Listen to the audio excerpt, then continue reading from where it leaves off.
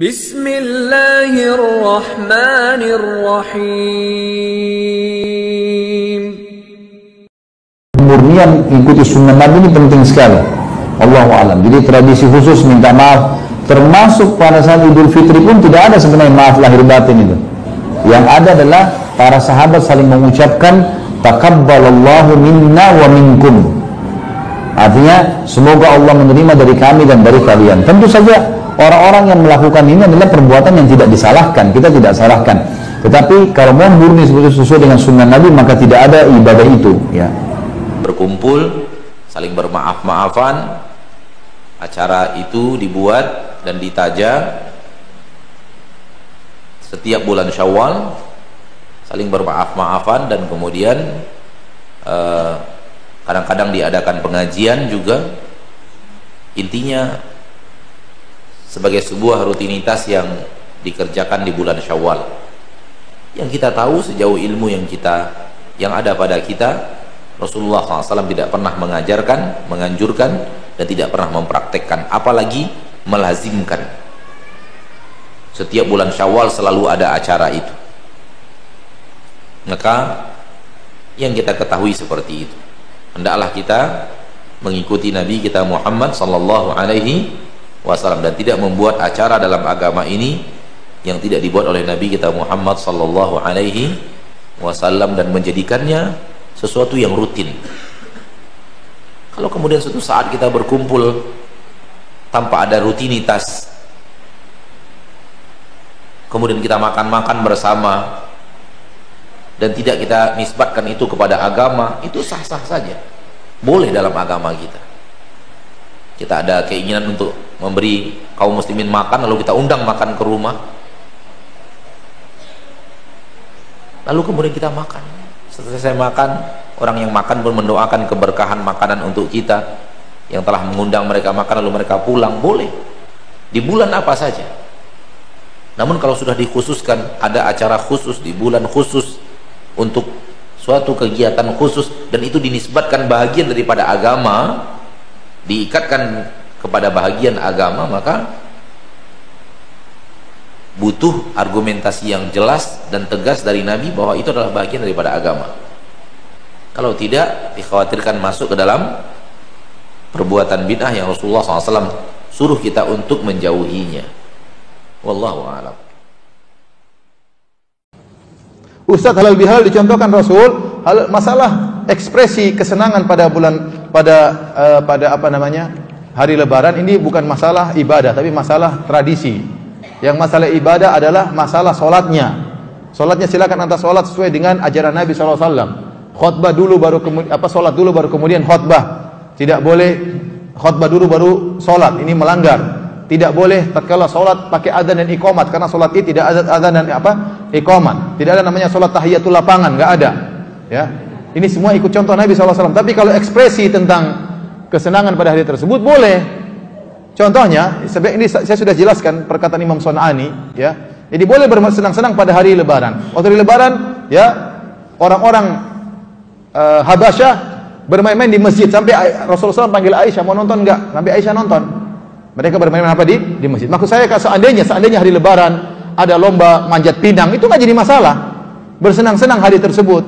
Tapi kesenangan orang Islam beda dengan umat-umat yang lain. Kalau kesenangan orang Islam dibuka dengan sholat, waktunya sholat dibuka dengan ibadah luar biasa, dibuka dengan takbir Allahu Akbar, Allahu Akbar. Beda dengan umat-umat lain. Umat lain namanya hari raya mereka, senang-senang mereka murni duniawi. Nah, tapi bersenang-senang boleh, halal bihalal boleh. Ya, dan ini dilakukan di Arab Saudi juga. Ya, seperti kita Jamiah Islamiyah hari kedua baru kita kumpul, semua mahasiswa dikumpulkan. Terkadang mungkin hari ketiga, hari kedua dikumpulkan makan-makan dari universitas. Karena hari pertama mungkin sibuk sama keluarga macam-macam, hari kedua kumpul mahasiswa semua makan-makan. Sampai kemarin setelah seminggu kalau tidak salah ada acara kumpul-kumpul. Namun namanya bukan halal bihalal, ya. Karena halal bihalal itu secara bahasa aneh maknanya. Halal karena halal, maksudnya gimana? Tapi namanya kita kumpul-kumpul setelah apa? Setelah Id. Ini istilah orang Indonesia saja, halal bihalal. Dalam Arab tidak ada istilah ini, tapi pelaksanaannya boleh-boleh saja, nggak jadi masalah. Yang penting dijauhkan dari hal yang haram. Jangan sampai halal bihalal kemudian ikhtilat, putar lagu dangdut, ya. Nah, ini tidak boleh kalau sudah seperti itu. Saya dulu pernah menghadiri acara halal bihalal di suatu tempat waktu saya masih dahulu belum ngaji, ya ada musiknya, kemudian ada kasidahnya sambil musik-musik mungkin biduan wanita dan macam-macam. Ini tidak boleh kalau seperti ini. Tapi kalau kumpul-kumpul, kemudian mungkin acara makan, apalagi diselingi pengajian, enggak, boleh-boleh saja. Ini ekspresi kesenangan, boleh ya. Dengan cara apa saja selama tidak melanggar syariat. Satu, apa dalilnya halal bihalal? Baik, apakah tidak bid'ah? Pertama, bid'ah itu apa? Itu dulu. Kalau sudah mengerti bid'ah, baru kita paham berarti selain itu bukan bid'ah. Jelas ya? Baik, bid'ah itu segala yang dinilai sebagai ibadah. Saya ulang, segala yang dinilai sebagai ibadah yang tidak ada dalil dan atau contohnya dalam agama. Segala yang dinilai sebagai ibadah yang tidak ada dalil dan atau contohnya dalam agama. Jadi kalau itu bukan terkait perkara ibadah langsung, maka kalaupun itu ada, itu bukan disebut sebagai bagian dari bid'ah. Paham? Baik, saya mau contohkan misalnya, mohon izin, mohon maaf, kita lihat pelan-pelan. Kalau saya makan ibadah bukan? Saya minum ibadah bukan? Rapat ibadah bukan? Ibadah. Baik, ibadah yang jenis apa? Kalau ibadah itu diatur dengan ketentuan, maka masuk pada mahdoh. Ada yang ghair mahdoh. Nah, ibadah yang mahdoh masuk dalam ranah ibadah, itu yang disebut dengan konteks ibadah. Itu nggak boleh kita ada-adakan. Salat itu ibadah, ada ketentuannya. Subuh 2 rakaat, kemudian Bapak Ibu kreatif jadikan 4 rakaat, itu bid'ah namanya. Jelas ya? Tapi kalau rapat itu bukan dari bagian ibadah mahdoh. Anda nggak rapat, Anda tidak dosa. Mau rapat silahkan. Ya, kalau untuk kebaikan ada pahalanya. Kalau Anda tidak kerjakan pun Anda tidak dosa. Olahraga itu bagian dari ibadah mahdoh, bukan bagian. Kalau Anda olahraga silahkan, tidak juga tidak berdosa. Maka itu dalam konteks kehidupan dunia. Segala hal yang terkait dalam konteks kehidupan dunia, maka hukumnya ibahah, boleh dilakukan sepanjang tidak ada dalil yang memerintahkan atau melarang. Nah, sekarang yang ibadah pun itu dibagi 4 bagian. 1, ada dalil, ada contoh. Kalau yang ada dalil, ada contoh, itu bukan bid'ah. Semacam sholat. Dalil ada, contoh ada. Kedua, ada dalil, contoh sementara. Izin, seperti kunut. Dalil ada, contohnya sementara. Setelah itu, ada pendapat Nabi tidak mengerjakan lagi, ada pendapat Nabi mengerjakannya. Tapi tidak pernah Nabi melarangnya. Ini bukan bid'ah. Jadi kalau ada orang kunut, itu bukan bid'ah. Yang kunut benar, yang tidak kunut pun benar. Karena Nabi pernah praktekkan keduanya. Yang salah, yang tidak sholat subuh. Baik. Yang ketiga, awas hati-hati. Ada dalil, tidak ada contoh sama sekali. Awas hati-hati. Ada dalilnya, tidak ada contohnya sama sekali. Baik, saya mau tanya pada Bapak dan Ibu sekalian. Mohon maaf ya, mohon maaf. Kalau Bapak Ibu ingin zakat, pakai apa zakatnya? Halo? Uang, beras, Masya Allah. Tolong tunjukkan pada saya, Nabi pernah zakat pakai beras. Tunjukkan. Silahkan cari hadis Nabi zakat pakai beras. Saya yakin sampai kiamat kurang 2 hari nggak akan ditemukan. Sehari lagi untuk sadar kita ngapain mencari, karena Nabi nggak pernah zakat pakai beras. Zakatnya Nabi pakai gandum, pakai kurma. Ya, lihat gandum kurma. Contohnya gandum kurma. Ini nggak ada dalilnya zakat pakai beras. Lantas apakah orang kalau zakat pakai beras itu salah? Tidak. Kata Muawiyah, beras dengan zakat ini masuk pada kategori irtun, makanan pokok. Karena makanan pokok zaman Nabi itu adalah gandum dan kurma sampai sekarang, maka boleh kemudian zakatnya menggunakan gandum dan kurma. Sedangkan makanan pokok Bapak Ibu sekalian, apa makanan pokoknya? Oh, kalau saya nasi. Beras itu makanan pokok bagi hewan bertembolok, ya. Ayam itu beras, ya. Bebek itu beras. Baik, kalau saya nasi. Baik, nasi asalnya dari beras, maka dari situ dimasak boleh diberikan. Lihat, tapi dalilnya ada enggak? Tidak ada. Contohnya ada? Tidak ada. Tapi boleh. Itu namanya kias dalam urusan ibadah. Sekarang halal bihalal masuk kemana? Ini poinnya. Kalau tidak masuk dalam kategori yang 4 ini, bukan dari bagian dari ibadah, maka dia masuk dalam hukum umum. Dalam hukum umum apa? Dalam kaidah akhlak, bisa masuk ke silaturahim. Bisa masuk dalam bab hubungan baik antar sesama. Teknisnya bisa macam-macam, silahkan. Bisa bersalaman, bisa bertatap muka, bisa berdiskusi dalam kebaikan. Jadi masuk dalam bab umum saja. Jadi kalau disebut bid'ah, tidak. Kenapa tidak? Karena bukan masuk dalam ranah ibadah mahdah. Satu itu. Yang kedua, dia tidak dilarang oleh Nabi SAW. Yang ketiga, dia masuk dalam konteks ibadah dalam hal yang sifatnya umum, dalam hubungan silaturahim. Tapi yang jadi masalah sebetulnya bukan halal bihalalnya. Yang jadi masalah, mohon izin ya, mohon maaf, bukan masalah hukum. Yang jadi masalah adalah kebanyakan orang halal bihalal tidak paham dengan esensi halal bihalal itu. Saya mau tanya pada Bapak Ibu sekalian, apa artinya halal bihalal? Halal bihalal itu kan bukan kumpul makan-makan. Orang pahamnya halal bihalal kumpul, makan, diskusi, selesai. Bukan. Halal bihalal itu halal. Dari kata al-hillu. Hillu itu apa artinya?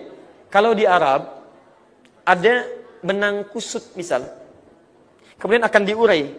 Supaya tidak kusut lagi.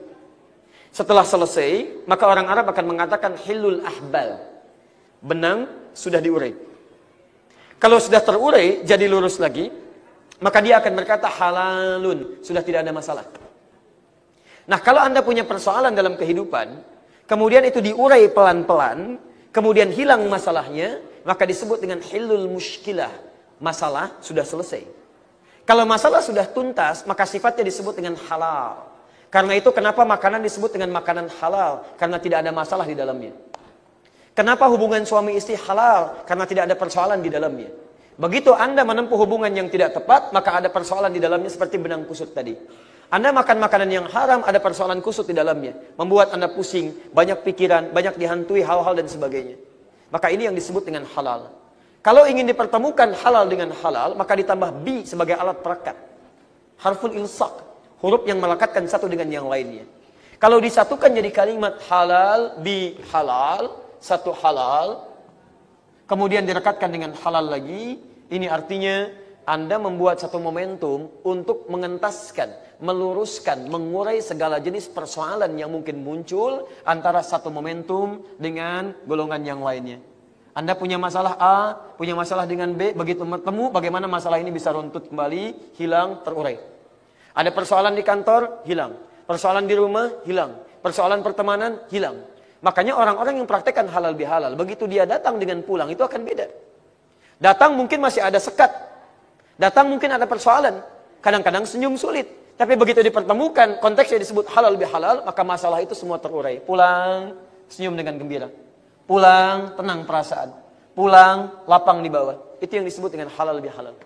Paham sampai sini? Nah, konteks seperti ini masuk dalam ranah silaturahim. Jadi begitu bertemu, kasih sayang itu muncul. Ulama kita mengistilahkan dengan kalimat halal bihalal. Paham sampai sini? Baik. Di antara hadis nabinya, di At-Tirmidzi disebutkan, "Ma min muslimaini yaltaqiyani fayatasafahani illa ghufira lahum qabla an yatafarraqa." Tidaklah dua orang muslim bertemu, kemudian saling bersalaman, kecuali sebelum keduanya berpisah, dosa-dosa yang ada di antara keduanya itu akan digugurkan. Ibu punya persoalan dengan teman yang lain. Ya, ketemu susah. Komunikasi jarang. Dipaksa oleh Allah sebelum meninggal harus beres dulu. Kadang-kadang dibuat momentum sampai ketemu. Kalau sudah sampingan gak mau selesai juga, harus dibuat kemana lagi. Maka dipertemukan satu tempat tiba-tiba bersalaman. Itu begitu salaman, dosa di antara keduanya seketika digugurkan oleh Allah Subhanahu wa taala. Kalau ada orang mau nyari dalil halal bihalal dalam Quran, nggak ada. Dalam hadis tidak ada. Karena tak ada dalam Quran, tak ada dalam hadis. Kalau gitu perbuatan halal bihalal ini bid'ah. Kan banyak orang bilang halal bihalal bid'ah. Kalau halal bihalal bid'ah, berarti yang ikut halal bihalal masuk neraka. Yang ngundang masuk neraka. Yang diundang masuk neraka. Yang paling panas nerakanya yang ceramah. Nah, jadi jangan terjebak pada casing. Karena tidak selama casing itu isinya tidak baik. Samalah seperti casing kongguan isinya rengginang. Samalah seperti bapak-bapak nanya sama istrinya, "Mana gula kita?" "Itu bang, di toples garam." "Kenapa kau letakkan gula di tempat garam?" "Samalah macam abang, di handphone tuh nama laki-laki, rupanya isinya perempuan." Gitu. Jangan terjebak pada casing. Casingnya halal bihalal, isinya apa? Isi halal bihalal itu isinya adalah silaturahim. Alhamdulillahi Rabbil Alamin.